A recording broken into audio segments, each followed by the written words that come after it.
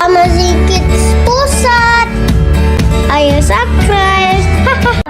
Selanjutnya, jenis gangguan tumbuh kembang anak yang perlu dipahami.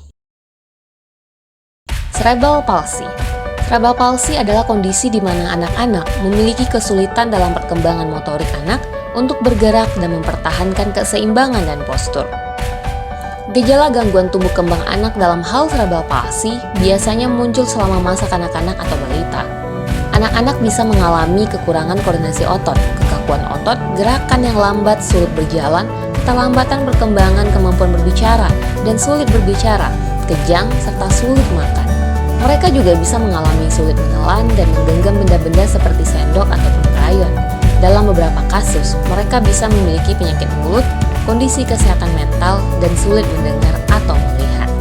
Gangguan tumbuh kembang anak yang sifatnya serius ini bisa disebabkan oleh perkembangan otak yang tidak normal atau kerusakan pada otak saat masih dalam masa perkembangan. Anak-anak menderita cerebral palsy membutuhkan perawatan jangka panjang.